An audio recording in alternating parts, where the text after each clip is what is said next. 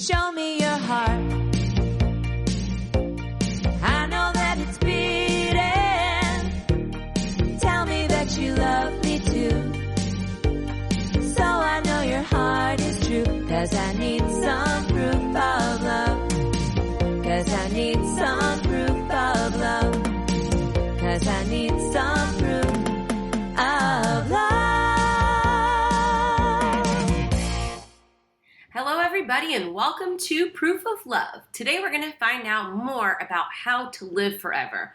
Preferably without any kind of adrenochrome. We're not down with that, but maybe we'll talk about it. My friend, she just sent me an article that was in Newsweek, and the headline is, all the old people are drinking the blood of the young in order to stay alive, and it's working.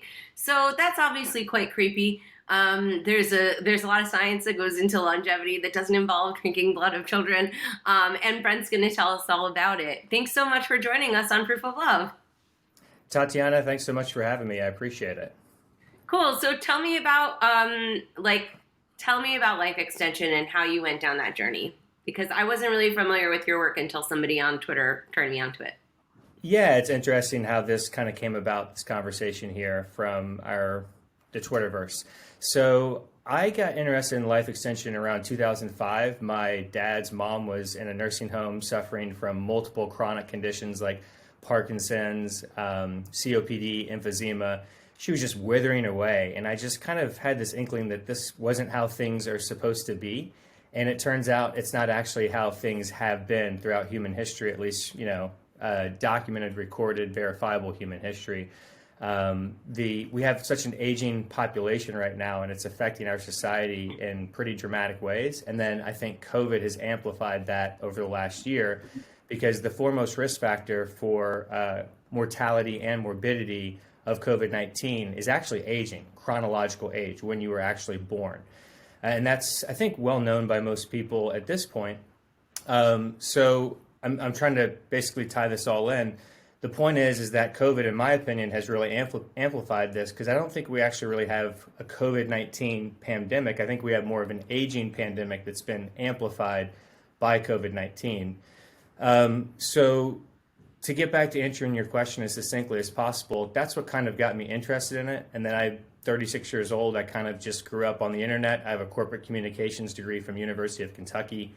So 2005 was around when I was a sophomore in college. So I just started doing a lot more research on the internet about aging. I found this great guy, Aubrey de Grey, who's kind of the leader of the longevity anti-aging movement, although we don't really call it anti-aging. That's kind of tied into snake oil and things like that. And I quit my job at LinkedIn, Microsoft about 3 years ago, traveled the world for about a year, and I've been full on in the last 2 years approximately just focusing on life extension. So I've interviewed a lot of longevity scientists, entrepreneurs, and some just enthusiasts. And I now host a show called Lifespan News, which I started in July last year in partnership with a fantastic 501c3 nonprofit I encourage people to check out. It's called Life Extension Advocacy Foundation. And so we do a weekly show that airs every Tuesday at noon on YouTube and Facebook Watch. And then I've co-founded a company called Longevity Plan. So that's kind of like my evolution and kind of my background in here. And we can talk about other things that you started off with adrenochrome or whatever you want to talk about, Tatiana. I mean, there are so many options. I like it. I like that you've done the research for me. I'm a little bit lazy. I'm going to have you basically tell me what to do to live forever. All joking aside, do you think that it's possible that people will live forever? And do you think that it's a moral position? Before we go down, what are the parameters? Don't you feel like you're playing God a little bit? Yeah, so a couple of things there, the playing God thing and then the living forever thing. So first of all, I actually don't use the kind of language that we're going to live forever or anything like that. So what this longevity movement is really about at its core is about making people as healthy as possible and keeping them as healthy as possible. And so the funny thing is when you stay healthy, then you have a lower probability of dying. And then the way to stay healthy is actually to stay as biologically young as possible at the cellular level. So your body is made up of approximately 40 trillion cells. That's trillion with a T. And the cellular theory of aging is pretty well established. There's also something called the hallmarks of aging. There's 9 hallmarks of aging. That was a very trying to think of the right word. It was a paper that came out in 2013 that was groundbreaking at the time, and over the last 8 years, we're in 2021 right now, it's been shown to be more and more accurate over time. So this guy, Aubrey de Grey, that I mentioned earlier, he talked about 7 major ways of how we age, and the body, he believes, is just aging is just basically damage accumulating in the body is Aubrey de Grey's theory. So they had their little tussle when the Hallmarks of Aging paper came out in 2013 because they said 9 hallmarks, and he says, well, it's basically 7. A couple of these are just tied in. So they've had their own little dorky, geroscience battles. And by the way, geroscience is just the study of aging. So Aubrey de Grey is a biogerontology, so he actually studies at the biological level how the body ages. But there's many different subcategories of gerontology. You might just study the social ramifications of aging, and that's kind of what I was talking about earlier with COVID-19 and how this has all become very political now, and how this is dramatically affecting our population, our society, how the population is aging so much. And if you look at the trends, it's going to continue. We're going to have an older and older population. The birth rates are going down. So it's actually a pretty important conversation that I think we need to have, and people need to get educated globally to understand where we are now and where the global population is going and how this will affect us at every single institutional level. Do you think that human population is a problem? Because from what I've read, despite there's some alarmist stuff saying we have too many people, but it seems like there's not as many people being born as there used to. From what I've read, what's the status on that? Yeah, great question. So the birth rates are plummeting in most countries. And so if you think about it from an individual government standpoint, there's about 213 nation states on the planet.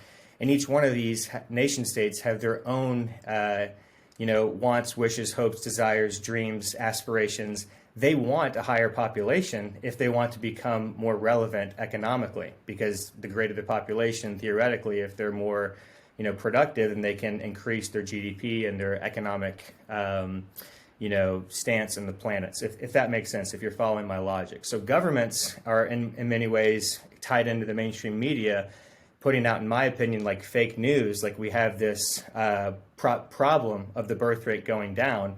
I don't particularly see that as a problem at all, if you're asking for my personal opinion, with the birth rates going down. But they are objectively going down. We do have an aging population.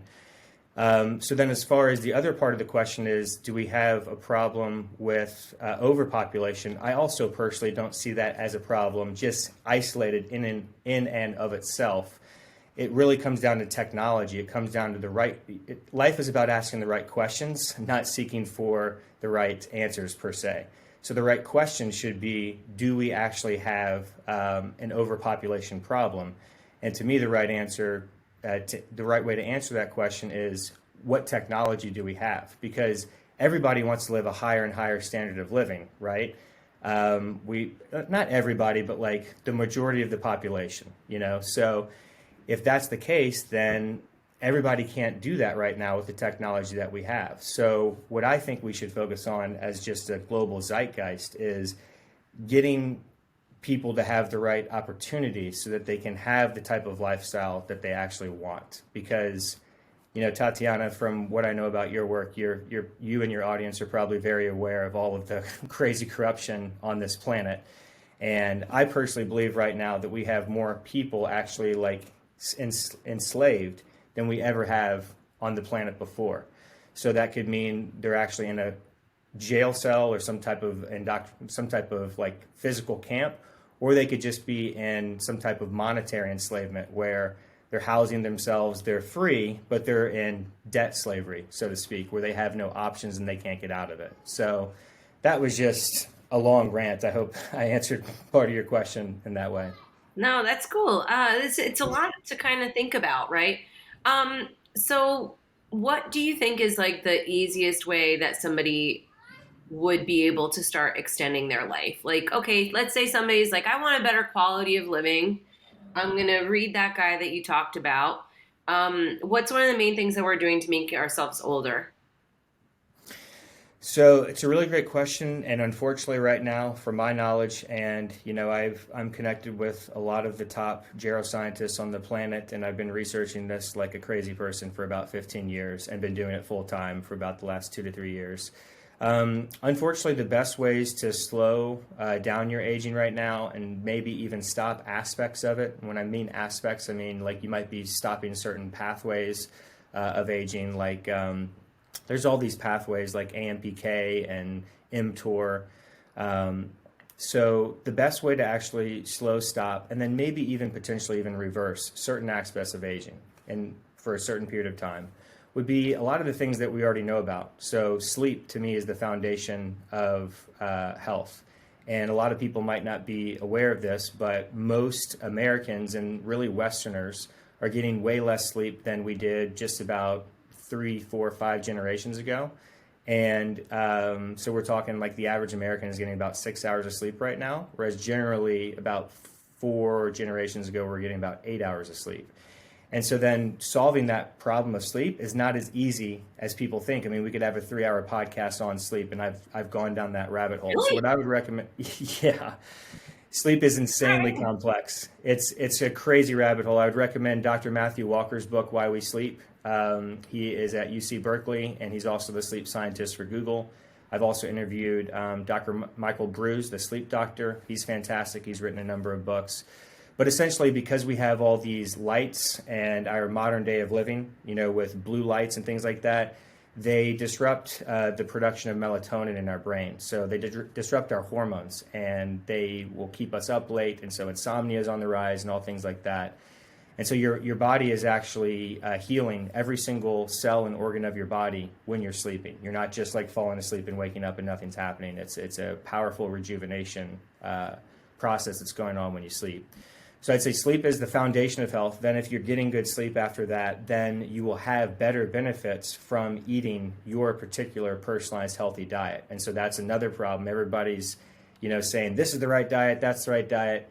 Unfortunately, from my research, it's not actually that simple. Personalized diet is a big thing and something I think people should look into. I think the microbiome is something that's really important for diet, that if your audience hasn't heard of that, I would encourage them to Google that. The microbiome, basically I said earlier that our body has about 40 trillion human cells that make up our body. Well, the microbiome has approximately 100 trillion cells that are non-foreign cells that make up our body. So really, we are more non-human cells than we are actually human cells that make up this organism, this meat sack that we call humans. It's pretty crazy to think of it that way, but it's true. And That's it's so not interesting. right. So the microbiome is a fascinating thing. I've tried this company Viome, Viome. It stands for Victory of the Microbiome. I believe it's helped me, but there's controversy around it. Maybe it does, maybe it doesn't. The founder of the company, his name is Naveen Jain. He's a very interesting, fascinating billionaire guy. I've interviewed him on my longevity YouTube channel, and he's a fascinating character. I mean, he wants to go to space, and he's a whole rabbit hole in himself. But I would encourage people to check out the microbiome. So answering your question, sleep, food, you'll get better benefits from the food that you eat if you get better sleep. So for example, if you're not getting good enough sleep, your brain will crave junk food more and less healthy food, and vice versa. I must get terrible sleep. I still crave a bunch of, carbs and sugars and stuff like that. So I battle that constantly like everybody. And same thing with exercise. Your body will get better benefits out of exercising if you're getting the proper amount of sleep, and vice versa. So like in Matthew Walker's book, who I mentioned, he's in Berkeley, which is in the San Francisco Bay Area. A few years ago, he brought Andre Iguodala, who was a player on the Golden State Warriors, also in the San Francisco Bay Area there in Oakland at the time, into his sleep lab, and he would, sleep deprive him for a night, and then the night before he'd play a basketball game, and then he would run the statistics, and then have him get a good night's sleep in the lab, and then the night before a basketball game and run the statistics. And it turns out, sure enough, all of his statistics went down. And that's just one example. Like, this is very well established sleep science. And it's a whole, you could just literally focus on sleep for decades and never learn enough. It's mind-boggling how complex that science is alone. The human body is just like insanely complex. So are we going to live forever? No, you can never say that you've lived forever, because you can never say, I've done it, I've lived forever. Like, another second's always going to tick by. So it's an unaccomplishable goal. So again, I like to stay focused on just keeping people as healthy as possible. And then there's this idea called longevity escape velocity that Aubrey de Grey coined in 2003, I believe. And the idea is that there's going to be a point, and it might be sooner than people think. Aubrey de Grey just tweeted a couple weeks ago, he believes we have a 50% chance of reaching longevity escape velocity, LEV, by 2036. And what longevity escape velocity is, it's the point in time where we are adding about a year of healthy life extension to the global population. Anybody who would want to receive these treatments and had the access to them, we'd be adding about a year of life to them every year. So if you understand what I'm saying there, you could essentially live indefinitely, become biologically immortal in that scientific term. Okay, here's the thing with that I have a problem with. I don't think I'm going to be that hot in like 16 years.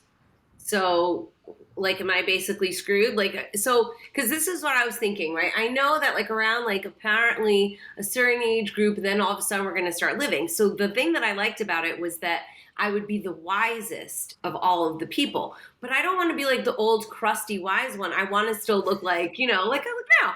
Like, I look okay. So what's the story there? Like, what's going to happen? Because I did an interview. I'm definitely going to ask you about stem cells.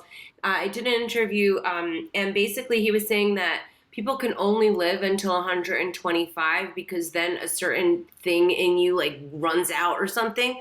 So what's the story with that? Okay, two great questions. I'll try and make those both as succinct as possible, because I realize I've been rambling a little bit. This is complex. Well, I rambled just now, so we're good. All right, so two aspects there. Number one, your reaction there is pretty much 99% of people's reactions when they're first learning about this. So people think that we're talking about, living hundreds or thousands potentially of years, and that you're just going to look like old and old. But again, as I stated earlier, that's not the way that this actually works. That's not what we're talking about. We're talking about keeping people biologically young indefinitely. And so you're not going to be getting old. And in fact, if you are getting old and looking old, then you actually are not slowing, stopping, and reversing aging. You are getting old, like by definition. So I think we could get into a whole conversation of like, how do you test? How do you measure biological aging at the cellular level, at the whole body level? And that is a whole rabbit hole conversation, but I can give your audience maybe a couple minute synopsis of that in a minute. We can get back to that. But to make it abundantly clear, that's not going to happen. If we're talking about true reversal of human aging, then you're not going to be getting older. You're going to basically stay looking approximately like what you look like now, or maybe even potentially reversing that and looking younger. But again, keep in mind, this is theoretical when it comes to humans right now. Like, nobody's done this that I know of, and I'm obsessed, and I've been like researching this for a long time. So when it comes to the adrenochrome stuff, for example, I follow that stuff. I'm interested in all these things. I'm actually just finished episode 5 of 6 of Q, Into the Storm on HBO. I don't know if your audience has watched that. I haven't seen it. I highly recommend it. It's the backstory. They're just going to make fun of people that have different views and try and make them look like all crazy people. Like, I don't even like Q, but I find the media like interpreting it to be like off-putting. But please, what do you think? They're definitely doing some of that. There's no doubt about it. But if you can see past that, there's some really good reporting going on there about like how Q was actually created, background, who Q might actually be.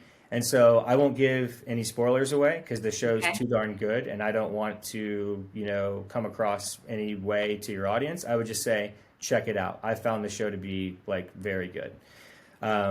So in any event, my point is, the reason I brought that up is with Q and the adrenochrome stuff. My thing is, I've never found evidence of like adrenochrome actually reversing aging to the extent of like what some of the extreme like QAnon people say that it does. So like, for example, they're saying like, Bill Gates and Hillary Clinton and Bill Clinton and George Soros are taking adrenochrome and they're reversing aging. I'm like, those people look old and horrible. Like, I don't know what you're talking about. And I've been following. I'm 36 years old. I've been down the rabbit hole on YouTube, central banking, Federal Reserve. It's all corrupt. I get that, but like, people were talking about David Rockefeller like running the whole top of the pyramid of the whole global cabal for years. And then he died. And then a lot of those same people said, well, he's still alive or this and that. I'm like, all right, like, that's where you lost me. Like, David Rockefeller's dead, and you could see him withering away. And he made it to 101. He made it further than like most people did. But I mean, he died.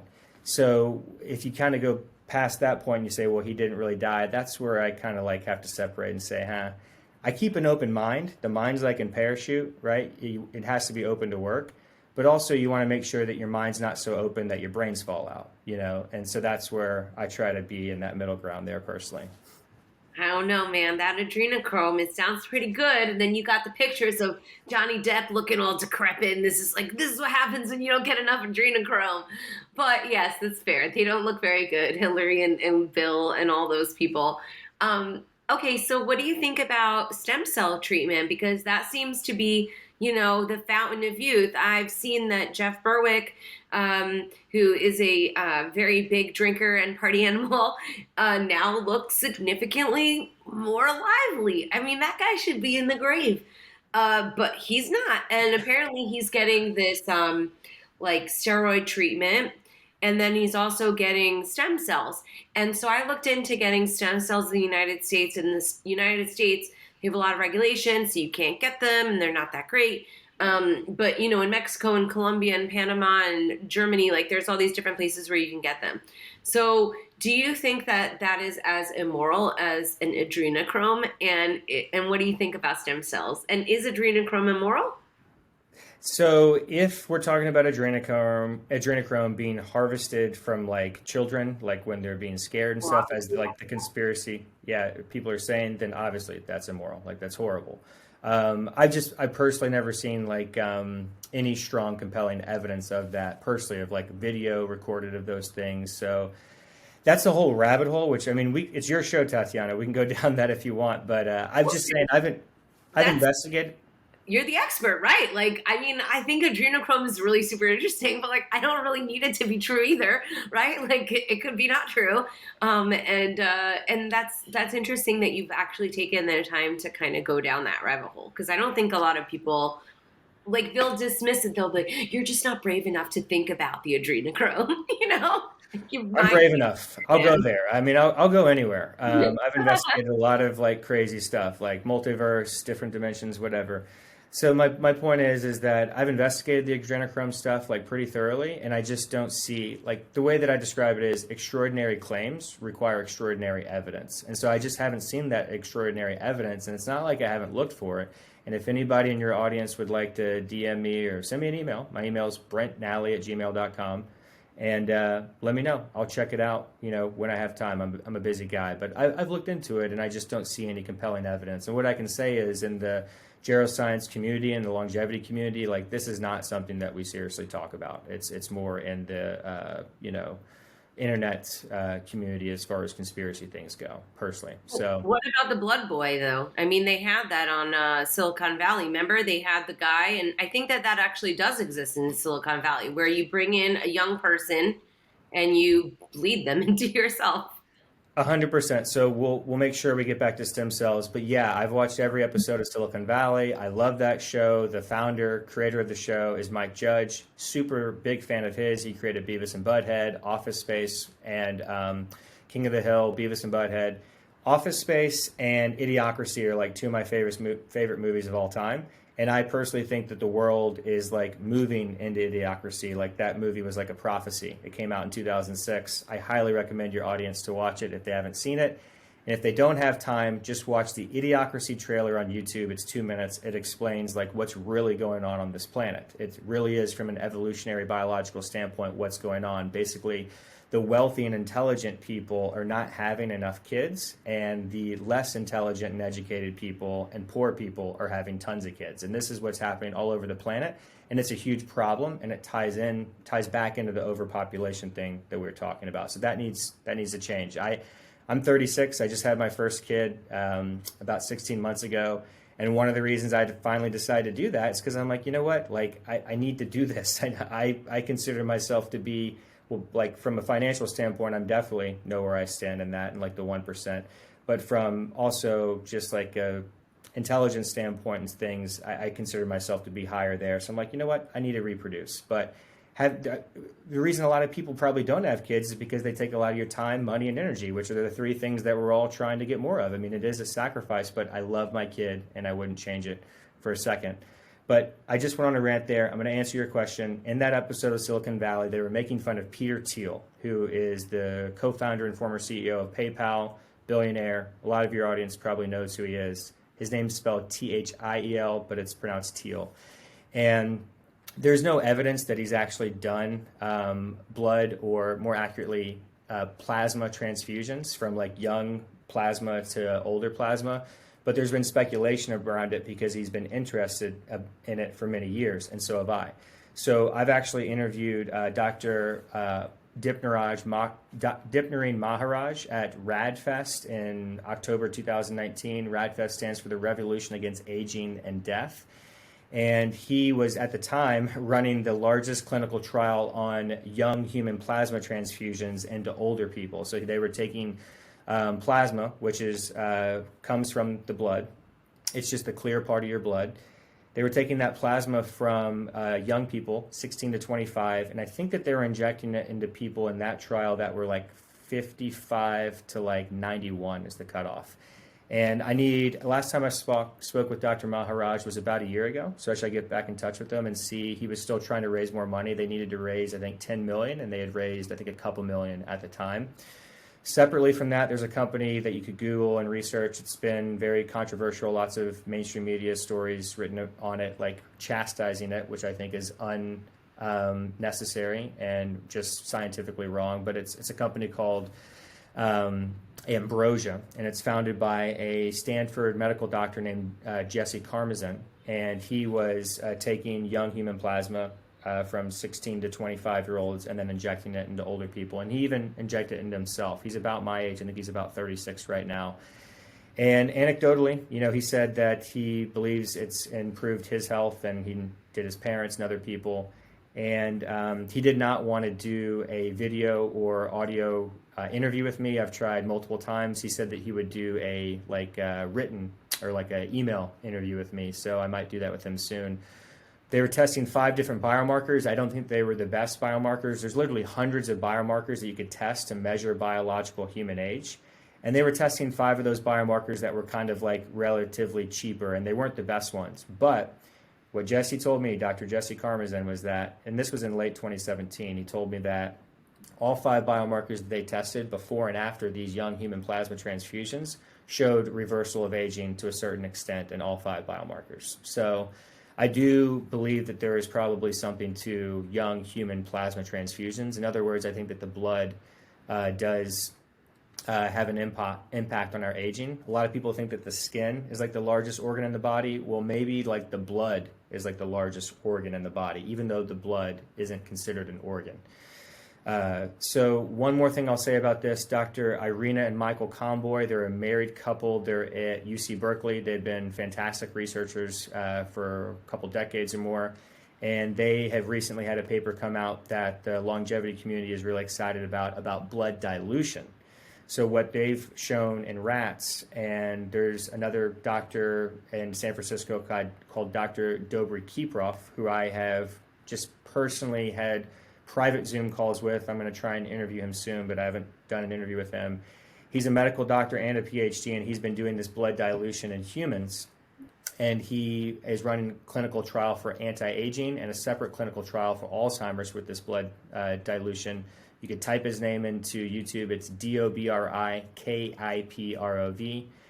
And the results, look promising from what I've seen, but these people are not like dramatically reversing aging. We're not talking about 60-year-olds like all of a sudden looking like they're 30, nothing like that. But from this blood dilution that the convoys have done, there does appear to be some benefits to it. So what they are saying, the convoys are saying, is that it's not actually about it's not about the young blood having positive proteins in it that are keeping you young. It's more about diluting out the harmful things that have built up in the blood over years, and like diluting those out is the longevity or anti-aging benefits there. So I hope that answered the question about, blood transfusions. Yeah, definitely. But what about stem cells? So Okay. I guess that's still a little bit different, right? Yeah, so Jeff Berwick, big fan. I went to Anarchapulco in February 2018. I took my wife, my brother there. I was, partying with Jeff out at the pool and stuff. He's a great guy. Followed him for years. Very controversial, but for me, like his type of humor and his perception on reality is something that I find interesting. I certainly don't agree with everything he has to say, but I love the guy and I love what he's doing. So the clinic that he's gone to multiple times in Mexico is in Nuevo Vallarta, Mexico, and it's called Dream Body Clinic, and their founder is Josh Kettner, and that's the clinic that I went to in December of 2018. Oh, And cool. I'm yeah, supposed to go. As soon as I can go, I want to like pump me up, baby. I'm ready. cool. Yeah, and if you have any questions, let me know. Josh is a great guy. He'll take care of you. They'll take real good care of you. They pick you up at the airport, drop you off, vice versa. So I actually documented all this on my YouTube channel. If you want to check it out, or your audience, I'm not trying to plug myself, but I really tried to do a good job of like showing the whole process. I did an interview with the doctor, Dr. Alfaro, the day before I got injected, going through like the CD markers to prove that they are actual MSCs, at least with the document. I mean, to be clear, I don't know for sure that what I actually got injected was the actual mesenchymal or mesenchymal stem cells, but I believe that I did, right? I mean, we all have certain amounts of trust. Do you actually know the food that you're buying at the grocery store is actually what it is, right? We all have a certain level of trust. But I did a lot of research on this, and I trust Dream Body Clinic and Josh, and I strongly believe that I got really good benefits from that. So what I got was I had 200 million mesenchymal stem cells IV'd into my left arm there, and those go to your lungs. About 90% of them go into your lungs, and then about maybe 10% more so get into your heart. And then they're being rebranded from MSCs, mesenchymal or mesenchymal stem cells, which is what this guy, Dr. Arnold Kaplan, named them in the late 80s, to Dr. Arnold Kaplan for the last 10 years have been trying to rebrand them to medicinal signaling cells, because they're not like any other type of stem cells. So that's why he doesn't even want them to be in the stem cell category. Most stem cells are like circular. These things are actually like long like this, the cells. And so they're not parasites like parasite, which is a very fascinating thing that I think people need to be more educated about. Parasites are like real and cause a lot of health problems, but MSCs are pericytes, Perycites. So what they do is these medicinal signaling cells, MSCs, they attach like capillaries and arteries, and then they emit these signaling, anti-aging like signaling molecules like trophic factors, exosomes, things like that. And then those exosomes can go inside to other cells and basically reprogram them and tell them to like behave younger and things like that is the idea of how it works. So I also had about 22 million MSCs injected in my right ankle, another 32 million in my right knee, and 32 million in my right shoulder. That was from a ankle sprain that I had when I was 20 years old. I did this when I think I was 33, is when I had the MSCs injected. And it was just getting worse and worse and worse. I did a lot of walking in 2018 as I traveled through Southeast Asia and Europe. My wife and I traveled the world for the year. And I was like, you know what, this is not cool. And I think it messed up my right knee a little bit from doing that. And then I had played baseball my whole life, and then I'd been playing adult dodgeball. So that's why I got them in my right shoulder.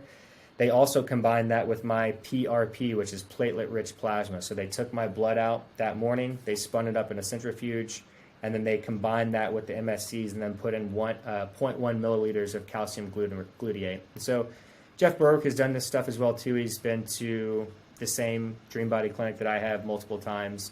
I think Jeff does look good. People can check out videos from a few years ago, look at it now, and make their own decisions. But I strongly believe it improved me. Yeah, so I believe in it. MSCs, but it's all stem cells. So the final thing that I'll say on this is that's allogeneic stem cells. That's what I believe in the most. So that where the stem cells from Dream Body Clinic come from, from my understanding, is they come from the Wharton's jelly, specifically the Wharton's jelly of the umbilical cord. It's a little section of the umbilical cord from a healthy human birth. So healthy means they actually test it for viruses.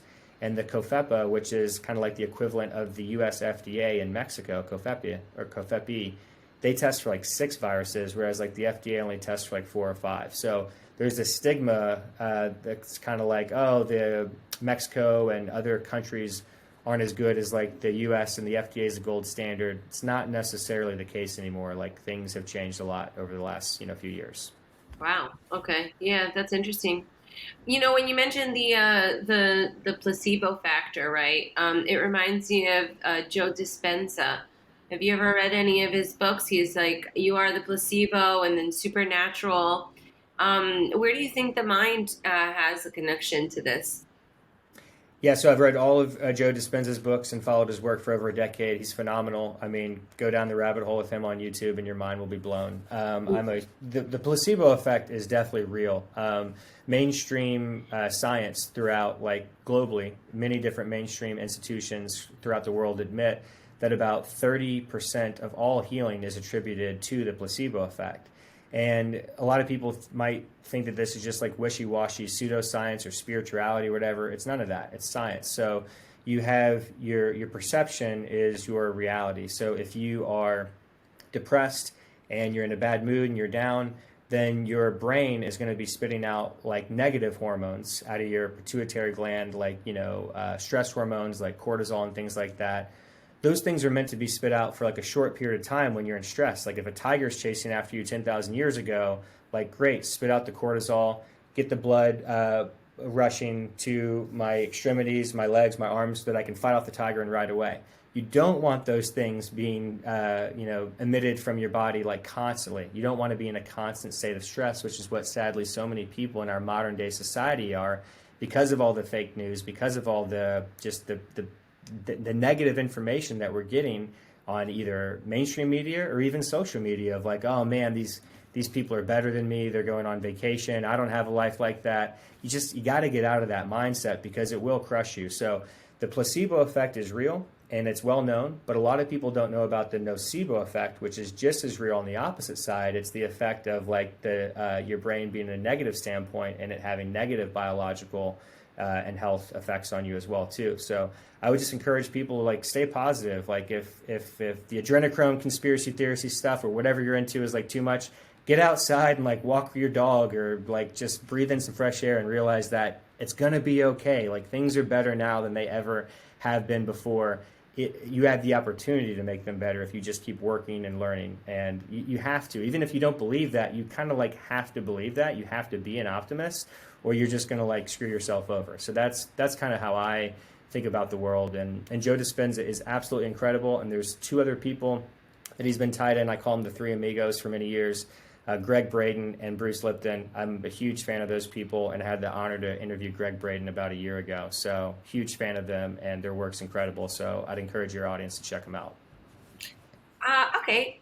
Thank you. I like the recommendation. So what I'm wondering is, okay, so I'm always reading these self-help books and I'm always trying to make improvements, but there are certain things that always kind of get in the way. You know what I mean? Like I will chronically smoke something, and then like I can't like break that habit. Or I'll be like, tomorrow is the day that I'm gonna quit sugar, and then I'm eating like a freaking candy bar.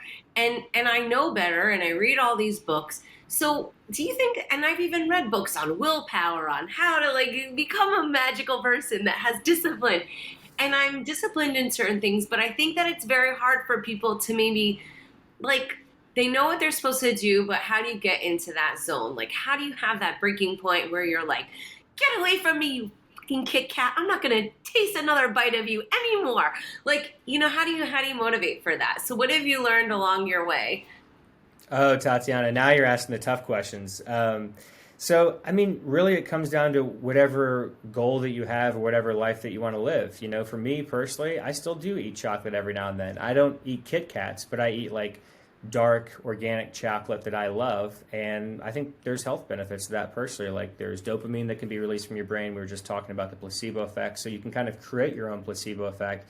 the thing is you don't just want to bury that whole bag of chocolates, right? So, and I assume when you're talking about smoking, you were talking about the chronic, right? Cannabis. Yeah, there's a lot of problems. I'm not saying I personally have ever done anything like that or had that problem personally. Never. But I'm just saying, like, people have that, right? Like, we want to be better, but then we're just kind of like making the same loser mistakes that we've been making for 20 years. And they're just like stupid sins that don't really have a thing.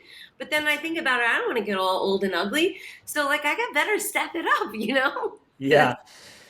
Definitely. It's something we all struggle with. I would say if you want to change those type of things, you got to change your environment. So you got to get those things out of your house. And the easiest thing to do is to just stop buying those things when you're at the grocery store. And then maybe, just indulge a little bit more when you're out and about. I don't know what people's lifestyles are. COVID's just freaking changed everything in the last year, right? Of course. But for me, I've always been I partied a lot in high school and in college. I was in a fraternity and things like that.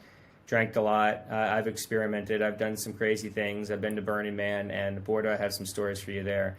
But, for the most part, as I've gotten older and learned more about health and thought about those things that you just talked about, like, hey, I don't want to get old and get gray and have my body like wither away. I actually care less about what I look than how I feel. So as long as I'm feeling good and young, that's what's most important to me personally. But I know a lot of people might be the opposite. So the way I'd answer your question is I'd have the person just think about, audit their own thoughts. What do they actually want? What are their actual goals?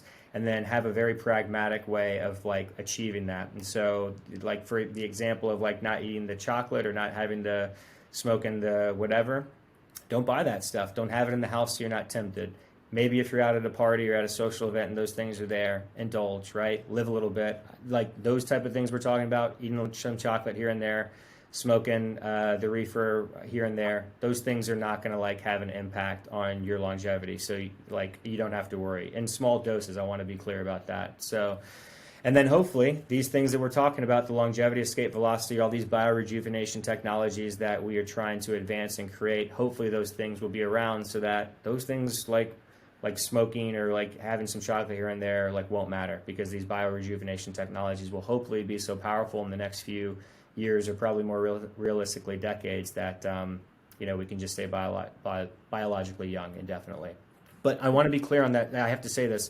It does not mean that you cannot still die from accidents, from murder. There's many other ways you can die. Predation, so just because you could be scientifically, biologically immortal, meaning that like your cells don't age, which there's evidence that there might be some species like that in nature, like Hydra. Keyword evidence and might be. It doesn't mean that those organisms still can't die. They could starve to death, they could be murdered, they could die from accidents. So that's why I don't like to talk about living forever. I think it kind of gives the whole longevity or anti-aging movement a bad name. That's fair. I think it makes it sound a little bit more fun, but I can see why you would think that. So what if you have parents and they're annoying, but you still don't want them to die? And they don't listen to you when you say buy Bitcoin or come on, I'll get you some stem cells. They don't want to listen, and I don't want them to die. Is there anything that we can do to make the elderly generation who's maybe not so open-minded, who's like, oh, I'm going to be old, it's okay, I'm going to die. Like, can we do anything to make them live a longer and better, healthier life, like as family? Oh, Tatiana, you're asking the great question. So, before I answer your question, I finally got my dad to buy Bitcoin in late 2017, and he's a long-term investor, so he's held on, and boy, is he happy about that. So, and my dad is now actually a Tesla investor too, and when he was here in California, I'm originally from Kentucky. When my family was visiting me in November, I was surprised to see my dad like on his iPhone on YouTube watching like Tesla and Bitcoin like investing videos all the time. I'm like, Dad, you're like me now. And there was one morning, it was like 10 o'clock in the morning. We were going to have breakfast. He had just came with my mom from the hotel. And I was like, hey, Dad, you want to watch the Solving the Money Problem video? It's a YouTube channel I watch religiously about Tesla. They talk about Bitcoin a bit, but it's mainly about Tesla. And he was like, oh, I already watched the video this morning. And I was like, so the point is that they can change, right? It's just you have to get them interested in it. and you have to speak to them in their own language. We have to keep in mind that our parents' generation is from a whole different world. They grew up with totally different values. They didn't grow up with all this technology. It's harder for them to change. But then separately from that, I'll say the future is going to be a lot weirder than people think. Elon Musk says that. So this is like a little Elon Musk quote. If we do start like slowly and then dramatically reversing human aging, this is going to be weird. And nobody knows how exactly this is going to play out, because, you know, that saying, you can't teach an old dog new tricks. It's kind of like what you were just talking about, Tatiana. It might be partially just because those people have been around so long and the technology and so much has changed in their world and their society with their value system, as I just alluded to. But part of that also might be just the fact that their brain has like certain changes in them from aging where they just like cannot learn as well. And so I know quite a bit about learning. I've researched a lot. And then my last job at LinkedIn was selling e-learning. I was at a startup called lynda.com. We got acquired by LinkedIn. So I sold LinkedIn learning to corporate executives. And so the point is that I think it's two things going on there at play. I think the world has changed so much for them, and the value systems of our generation, our parents' generation, is so different. But then they also probably have like biological problems going on in them where they just like can't learn as well as we can. In fact, we know that to be true. So the interesting thing will be, when I'm talking about reversing aging, this our whole community, the credible people in the longevity community, we're talking about reversing every single aspect of aging. So if we're not doing those things, then we're not actually reversing aging, and we need to get back to work and get back to the lab to actually do those things. All right. Cool. Does that answer your question about that? Yeah, I think so. I'm still not sure that they're gonna listen to me, but I'm gonna try and red pill them a little bit. You got to just keep trying. What's the story with your podcast? Is there because now like that we've kind of hung out, I'm like, oh, I'm not gonna do any more research. I'm just gonna hit up Brent's podcast. I don't even need to read a book anymore. So what are your best episodes that you want people to check it out? And like, can you give us a plug? Because I think people are gonna be listening to this and thinking, this guy's onto something. So a couple things. The show that I said that I host every Tuesday, it's called Lifespan News. It's on a show called Life Extend Show. It's not my YouTube channel. I'm a volunteer for the parent organization, which is lifespan.io that I mentioned before. And I don't actually come up with the news for that. Lifespan.io writes these articles. They have a whole process with their board where they kind of determine what are the best longevity stories to kind of write about. And then for every Tuesday, there's a rundown created for me from a couple of our scientific writers, Nicola Bagala and Sidir Elshok. They're in Helsinki, Finland. They produce a rundown for me, and then I actually report. I'm the host on that YouTube channel that reports on those stories. So when it comes to that, I can't plug you guys on that, and I don't even know what the stories are for that.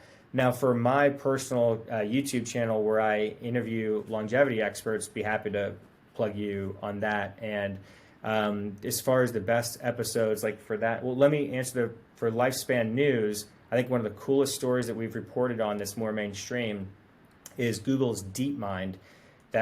Google acquired this startup called DeepMind. They're in London. They acquired them in 2011, and then they beat the best Go player in 2016. So Go is this board game that's been around for thousands of years, and it was theorized that like a computer would never be able to beat a Go player because there's like more possibilities of like where to move the little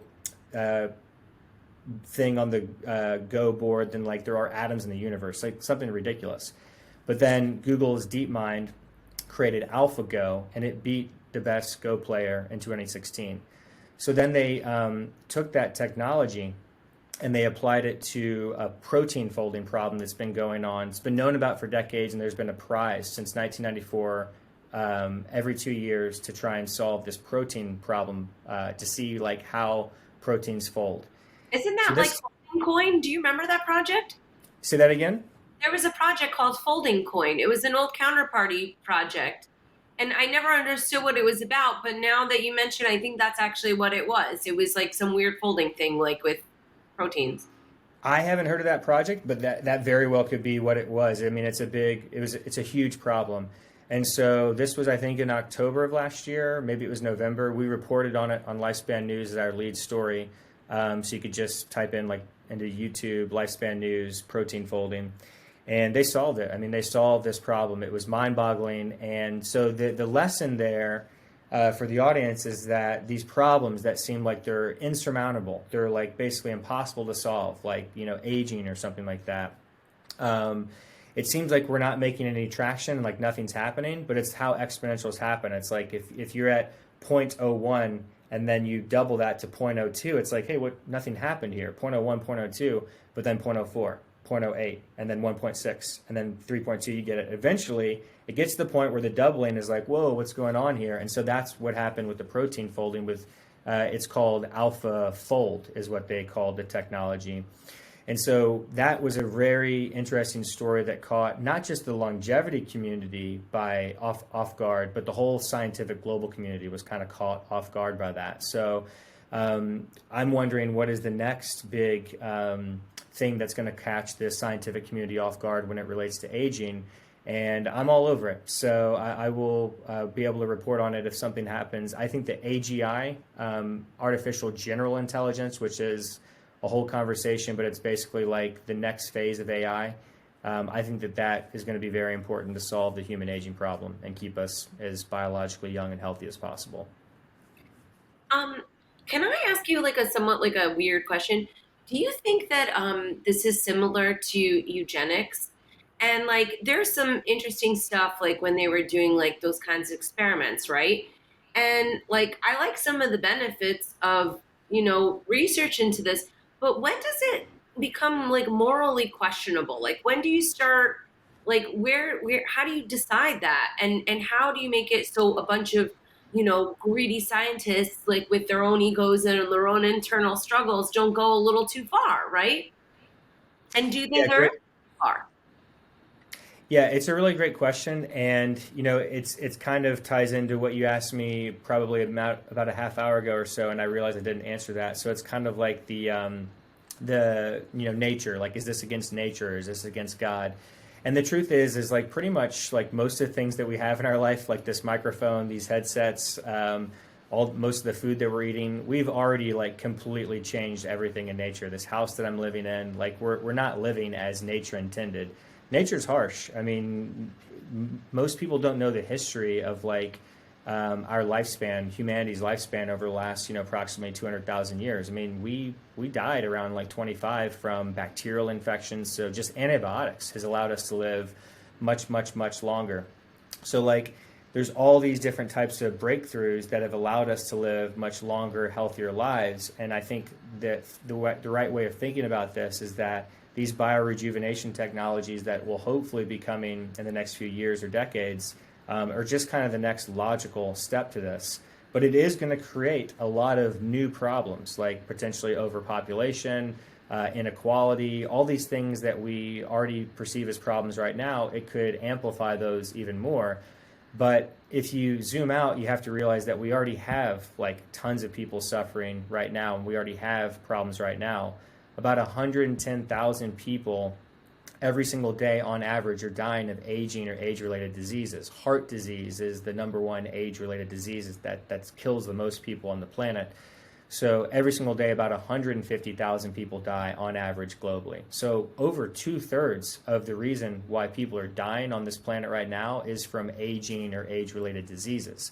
So I would define that as a problem because every time somebody dies, we're losing all of their knowledge, just like wiped out, like a whole library of their experiences, their knowledge, their wisdom's gone.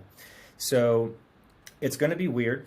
The future is going to be different. It's going to create a whole bunch of different problems and challenges for us as a society. But I think the key is to realize is that we already have problems right now that we're trying to solve to get to that. And last time I checked, it's a pretty big universe out there. And last time I checked, we're almost certainly in a multiverse as well, too. So there's abundant amount of space to go to. Elon Musk is trying to get us a base set up on Mars. We can get a base set up on a base set up on the moon. I am not worried about like space and things like that. What's that, Tatiana? You want to go to space? I'm like, no, I'm good. I would only go to space I would only go there if it's shown to be like just as safe as like hopping on a plane and going to Bali, Indonesia or something like that. I'm not going to be the first guinea pig for things like that. And I will not be the first guinea pig for any of these biorejuvenation type technologies. Hundreds of thousands of people have had the stem cell injections similar to like the ones that I received and Jeff Burke received. I would not recommend that any of your audience be like the guinea pig to test out these new technologies, and I will not be one of the first people to go out into space. But if it's shown to be super safe and people want to do that, then I say all for it.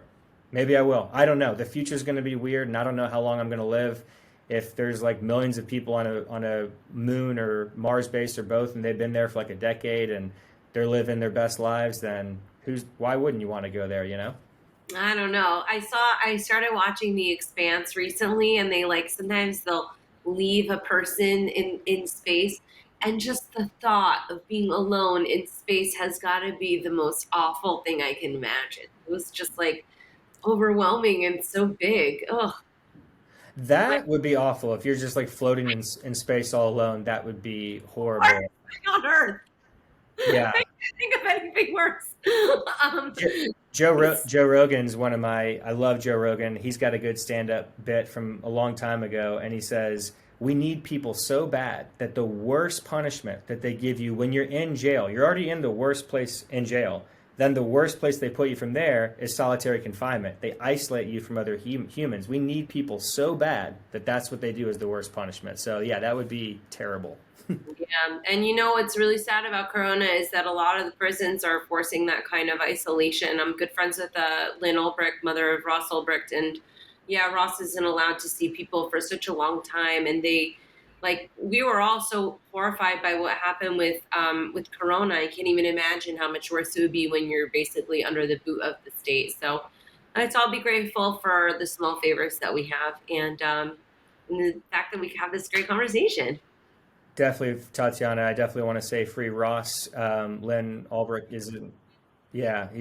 she's an incredible woman. Ross is an incredible person. I've developed a relationship with Roger Ver over the years. I love Roger, like separately from the whole, small block, big block like debate, Bitcoin Cash. Roger, in my opinion, is just a great person. He signed up for Alcor like 20 years ago. He's a longevity enthusiast. So is Richard Hart, by the way. If you guys don't know Richard Hart of Hex, done a couple videos with him. He's a big-time Bitcoiner, and he's into longevity. And so is Raphael Nicole, who is the founder of Bitfinex. He's big into longevity. So I'm trying to bring the Bitcoin, cryptocurrency, and longevity communities together. That's one of my missions that I focus on as well. Okay, good. I like that. What do you think about the people that are maybe a little bit less freedom-minded, though? Do we need to tell them about the longevity, or? We need everybody to anybody and everybody to get involved in longevity. And I think just education is what you're going to get as the answer for me almost every single time. If people aren't into freedom, it's just probably because they haven't been educated. They haven't studied enough history and economics. If you study enough history and economics, then you'll understand why freedom is important. For me personally, I'm half Jewish. My mom's side of the family is Jewish, so I've studied the Holocaust extensively. And I always studied it with the mindset and the approach of what created this environment? How were the Nazi regime allowed to come to power? That was always my focus when I was watching documentaries or tons of different movies or reading or just going down the rabbit hole on the History Channel about Hitler and the Nazis. I had a corporate communications degree, as I mentioned, and you have to study Hitler when you're taking a persuasive speaking course because he was one of the most persuasive speakers of all time, love him or hate him, and I think pretty much everybody hates him, almost everybody, sadly. But repetition is really big for what Hitler did, and that's why he was so persuasive. And so the point is, if you study those things, then you realize why freedom is so important. So I would say for the people who don't want freedom, educate them about those things, and then, turn them on to longevity. I mean, we need as many people in the fight as possible. All right, I like it. Cool. Well, thanks so much, Brent, for joining us on Proof of Love. Lauren's going to be sad that she missed this one because I know she likes this topic too, but maybe we'll have you back on another time. This was really great. Thank you so much. Sure. Thanks for having me, Tatiana. It's been my pleasure. Cheers. Bye. Do you like cryptocurrency, politics, economics, activism, or art? Then check out The Tatiana Show, where you can learn all about it in a fun and non-intimidating way, as if you're just hanging with friends. Go to thetatianashow.com and listen now. Proof of Love has been brought to you by CryptoMediaHub.com, a boutique marketing and PR agency for Bitcoin and beyond. Show me your heart. I know that it's beating. Tell me that you love me too. So I know your heart is true. 'Cause I need some proof of love. 'Cause I need some proof of love. 'Cause I need some proof of love. Thank you for listening to Proof of Love. Please follow us on Twitter, Facebook, and Instagram at Proof of Lovecast. More episodes can be found at proofoflovecast.com. And make sure you leave a review on iTunes and tell your friends. You are listening to Proof of Love with Tatiana Moroz and Lauren Kasovitz. This show may contain adult content, language, and humor and is intended for mature audiences. If that's not you, please stop listening. Nothing you hear on Proof of Love is intended as financial advice, legal advice, therapy, or really anything other than entertainment. Please take everything that you hear with a grain of salt. Oh, and if you're hearing us on an affiliate network, the ideas and views expressed on this show are not necessarily those of the network that you're listening on, or of any of the sponsors or affiliate products that you may hear about on the show.